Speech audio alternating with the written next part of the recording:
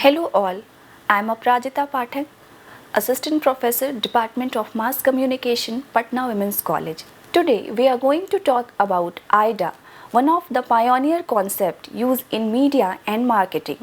The AIDA model describes 4 stages a consumer goes through before purchasing. Brands use AIDA model to determine how they should craft and distribute marketing messages to their target audience at each stage of buyer's journey. The AIDA model is considered a hierarchy of effect model, which means consumers must move through each stage of the model to complete the desired action. Dear students, in nutshell, the AIDA model proposes cognitive stages through which a buyer moves to and fro before finally purchasing the product. AIDA is an acronym that stands for A. Awareness, I. Interest, D. Desire, A is for action. American businessman Elias Elmo Lewis developed the concept of AIDA in 1898. Lewis was an American advertising advocate.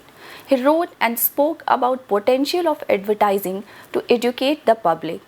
After that, in 1925, another scholar who is a US psychologist, Edward Strong, referred to AIDA in his book The Psychology of Selling and Advertising. Both the names are popularly associated with the model.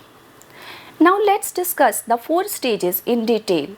The first step is attention, also known as awareness. Essentially, the goal is to make consumers aware that a product or service exists. It is one of the toughest jobs of the advertiser in the world full of media content. Internet, television, newspaper contain n number of advertisements, each claiming and telling its product and brand service is the best. In a chaotic scenario like this, it becomes very crucial for advertisers to get the adequate attention of the audience. Therefore, the advertisement need to be highly attractive so that it can break through the clutter and noise. The second stage is interest. After gaining the attention, the next most important step is to retain the interest. The advertisement should also be very interesting with sub-headings and illustrations. Too many elements in an advertisement may spoil the main purpose. The main message should be bold and clearly spoken. In this stage, the goal is to get the customers think, I like it. The third stage is desire. The goal of this stage is to change I like it to I want it. This stage is an emotional engagement of desire to own or use the product. The advertiser should be able to clarify the need for the product in consumer's mind by providing the benefit and its unique feature and all the other necessary information required to buy the product. Action is the last step of the AIDA model, getting the customer to initiate the action, that is buying the product or service. For example, Netflix and many other sites use persuasive text to convince consumers to try their free trial. They communicate the easy accessibility and highlights its value, urging consumers to sign up for a free trial. Good advertising should evoke a sense of urgency, motivating consumers to take action immediately.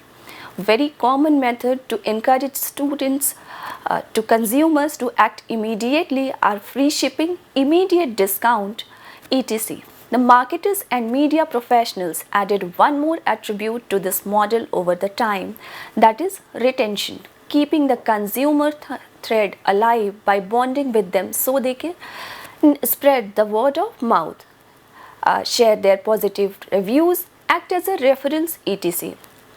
However, this attribute is not popularly associated. Even after being one of the most proficient model of marketing, it goes through certain criticism by the scholars. The very first criticism is this model is based on already questioned linear model of communication. It says communication occurs in only one direction. However, there is no evidence that customers behave in this rational or linear way.